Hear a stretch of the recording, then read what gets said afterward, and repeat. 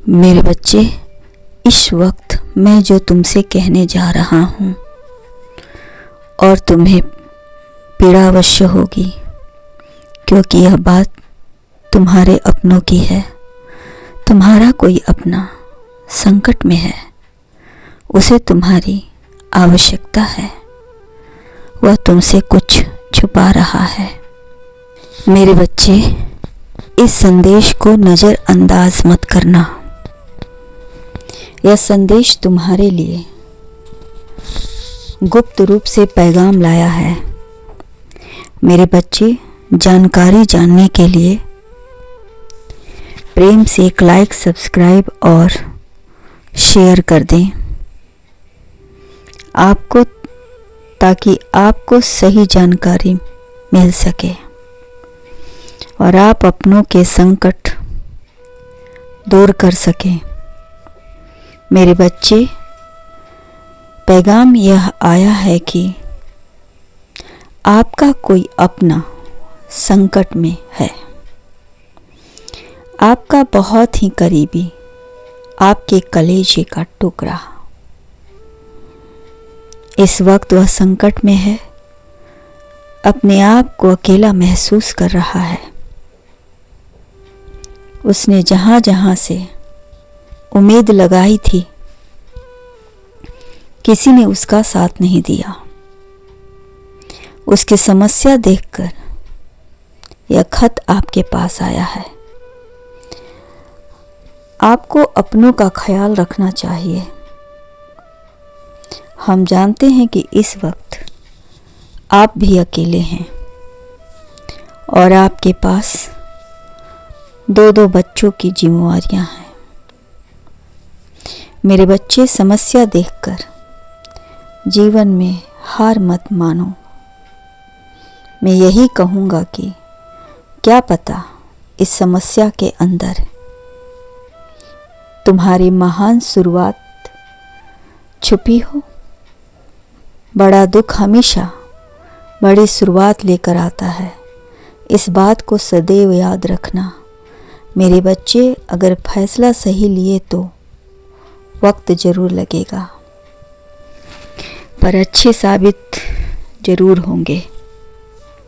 मेरे बच्चे, जीवन में वही व्यक्ति दुखी है जो खाली बैठा है, परंतु तुम तो हमेशा व्यस्त रहते हो और इतने दुख के बाद भी मस्त रहते हो। तुमने अपने बच्चों को भी संकट से लड़ना सिखाया है। बड़ी बड़ी संकटों को भी खामोशी से लड़ जाते हैं, किंतु इस बार संकट तुम्हारे बच्चे के ऊपर है।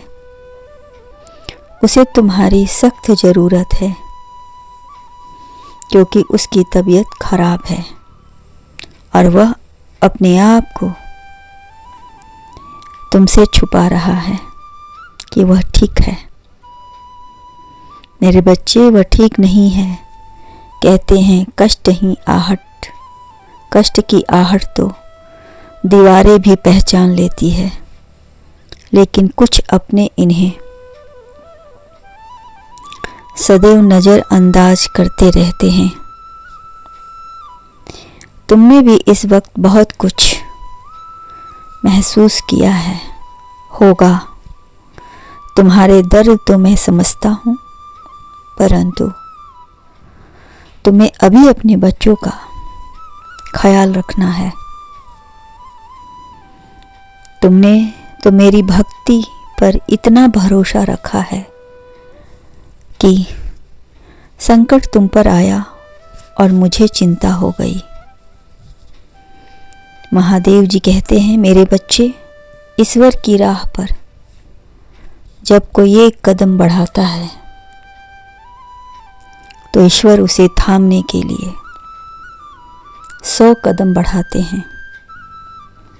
तुमने मुझ पर भरोसा किया, इसलिए मैं तुम्हारी सहायता कर रहा हूँ।